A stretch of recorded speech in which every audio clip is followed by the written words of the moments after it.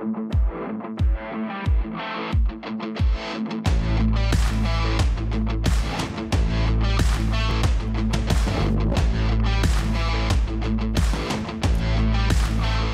is time for Doctor and the Dude. I am Dr. Jim Siebert, and joining me is the Dude, Josh Morgerman, my hurricane hunting friend. Josh, how's it going today? Good, Dr. Jim. As I always say, it's great to be back. This is my favorite part of the week. Well, finally, we get to September. We now have a hurricane in the Atlantic Sea basin, but it is way, way out there, isn't it? Yeah, wow, what a year it's been compared to the forecast that we had. I mean, we were expecting a big August. August had not only no hurricanes, no named storms. That was the first time in 25 years since 1997. That's like a pretty big deal. And actually, Hurricane Danielle, Danielle finally became a hurricane today. We're at September 2nd. So not a record, but that's very late for the first hurricane of the year in the Atlantic. So definitely an officially slow start. Well, and even with Danielle, which is going to be out into the ocean, we still have a couple other things that are developing, but there really doesn't appear to be anything even pointed towards the United States of America at this point.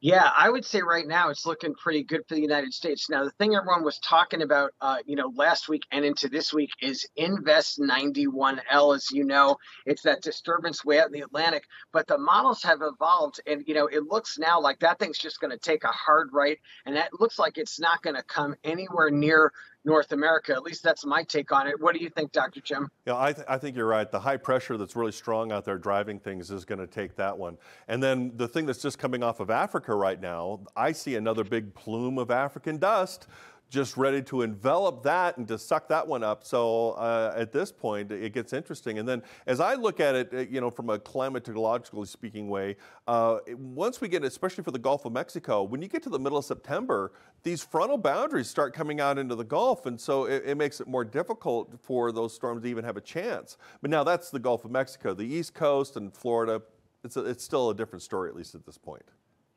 Yeah, but I'd agree with you. And actually, let me ask you this. So looking beyond 91L, if other things come off Africa, what do you think's going to happen? Are those also going to, are we in a pattern now where those things are all just going to hook hard right out to sea? What are you thinking? Well, at this point, the answer I would have to say is most likely yes, but not all the time. I mean, in fact, the next what you have to look for is whatever happens in between these plumes of dust coming off of Africa, because that's going to just really slow things down a little bit. And then if the high pressure that's kind of moving around in the Atlantic, if it moves back or forth, even just a little bit, the timing on that could make a big difference. So we're talking about September now. We got to get all the way through September and October. Well, by the time we get to October, things I think will change, and there still will be that possibility of seeing a rather large storm. Now, speaking of a large storm out in the Pacific, we've been watching this all week long. We were talking about this earlier, but the big storm that was going to really be impacting Japan and Taiwan, that's really changed also. Yeah, it was Super Typhoon Hinamnor, and excuse me, Hinamnor. I get my consonants mixed up with this thing. The names are always tough in the Western Pacific. Oh, they are tough. Anyway, that thing was a Category 5 super typhoon. Actually, by the way, they've been having a slow season over there too, which is a little weird because usually the Western Pacific and the Atlantic kind of have an inverse relationship. If one is busy, the other is slow. This year, they've both been pretty dead. Anyway, they have a super typhoon, not at all unusual, climatologically normal. But the thing just kind of unraveled, and it's heading for the Japanese islands now. The Ryukyu Islands, Okinawa and those. It's heading that way, and the thing is really unraveled. It's down to a Category 1, and it looks not so healthy on satellite imagery. So that's good news for the Japanese. I've noticed, the models had it coming in really strong, but they often overcook storms in the Western Pacific as they start to move north. They show them much stronger than what actually happens, and this seems to be another case of that, in my opinion. Yeah, and that's fine. We're happy to see storms become weaker than stronger. Now, what's going to be interesting is, though, coming back to this side of the world just a little bit, now not necessarily for the United States, but Mexico in the next week could have, it looks like there might be something that'll be something you could possibly go hunt. Yep, I think actually that's the next thing on my list. There's a very good chance I'm going to be in Mexico in the coming week because there's the computer models are now showing something threatening either the Baja California Peninsula, where Los Cabos is, that's a popular vacation point for Americans, or the neighboring state on the mainland called Sinaloa. There's a possible hurricane in that area middle of next week, and that looks like that might be where I take all our viewers. Let's see.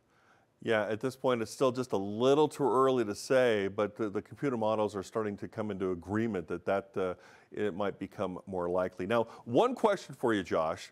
If we didn't have any more storms at all for this coming hurricane season that we're currently in, would you be disappointed not being able to hunt that much? No, I'd be okay. People always assume that, but actually that's not the case. What disappoints me is that there's a big event and I'm not there to document it. So I don't get disappointed about there being no storms. What I get really disappointed about, actually burned up about, is if there's something big and I miss it. So as long as there's nothing happening, I'm happy, believe it or not. I know people don't believe me, but that's Well, I know it's a catch-22 because people ask me about that all the time with hurricanes because I love studying them, I love learning about them, I love trying to understand them, but when it comes to them making landfall, I hate every bit of all of that, even the scientist in me. yeah. My fascination for hurricanes, I think like a lot of people who are fascinated by hurricanes feel the same way. You have this kind of love-hate relationship with them, is how I'd put it. Yeah, and the scientists in us we want more information, and the people in us, it's rough. Well, it looks like we're going to have more to talk about in the coming weeks. Certainly, we'll see what happens with your possible trip to Mexico. But we do know that hurricane season is not over yet. So everybody, stay tuned. We'll keep you updated, and we will see you next time.